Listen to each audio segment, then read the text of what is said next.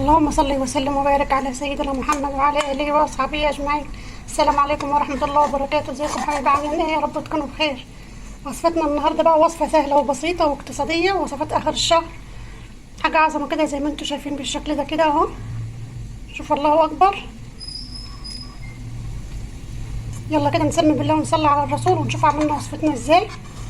بس بالله عليكم تعليق ولايك حلو منكم كده على الفيديو عشان خاطر الفيديو يترفع. القناة في النازل والله يا جماعة الفترة دي، فمحتاجة بس دعمكم باللايك والتعليق عشان خاطر الفيديو يترفع. اول حاجة معايا هنا بيضتين اتنين، احط لهم معلقة ملح صغيرة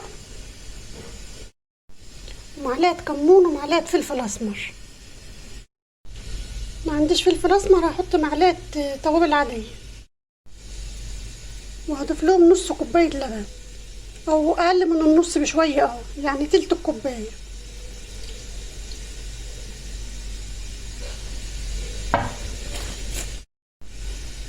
وهقلبهم بقى.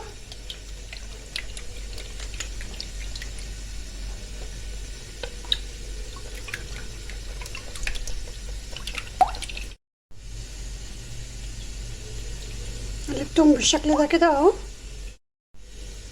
هضيف بقى معلقتين دقيق واقلب اما اشوف القوام اللي انا عايزاه. معلقتين اتنين بالشكل ده كده اهو.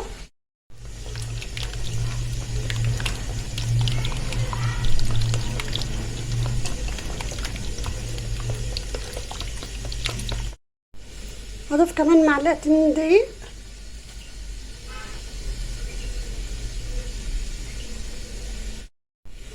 ومعلقه صغيره بيكنج باودر،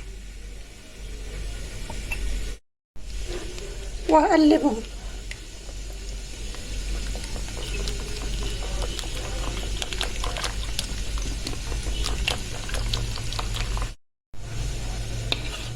قوامها حلو كده بالشكل ده كده. انا عايزاها عجينه سايله عشان تسوي لي الخضار بتاعي، مش عايزه املاها دقيق. هنزل بقى بالخضار بتاعي.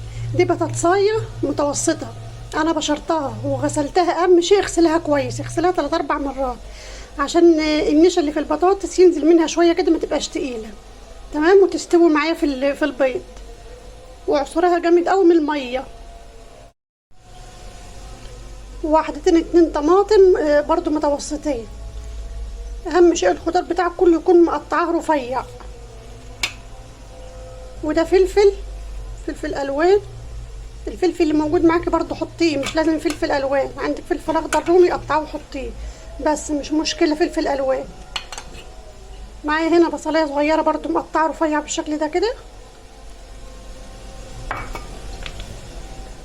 ومعايا واحدتين بقدونس كده، يعني معلقتين بقدونس. معايا بقى هنا اخر حاجه ودي اختياري. دي حته صدر فرخ عندي كان مسلوق، انا هضيفه. ما عندكيش تقدري تقطعي حتتين لانشون عندك كده مثلا في التلاجة، قطعيهم وحطيهم. معلقتين لحمه مفرومه مثلا فايضين منك من حاجه معصجاهم وعينهم في الفريزر، حطيهم. ما عندكيش ولا حاجه من التلاته مش مشكله، اعملي الصينيه من غيرهم خالص. زي ما قلت لك دي اختياري. هقلب كل ده بقى كده في البيض.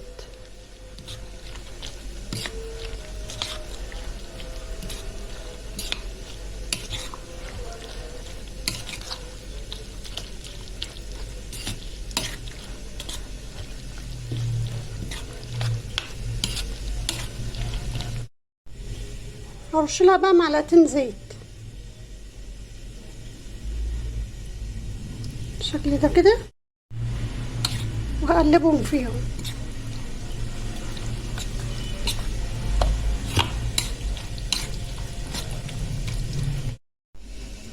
معايا هنا صينيه دهنها سمنه ومبطناها دي بالشكل ده كده، ونزلت بالخليط بتاعها فيها.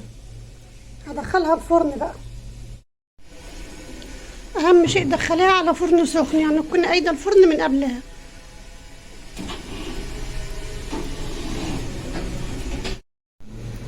وده شكلها بعد ما طلعت من الفرن. اهم شيء سيبيها على نار عاليه اول 10 دقايق، وبعد كده وطي عليها الفرن شويه، وسيبها بقى لحد ما تستوي وتاخد وش بالشكل ده كده اهو. شايفه حتى لو تلاحظي هتلاقي الجوانب بتاعتها خلعت اهو. شايفه بسم الله ما شاء الله.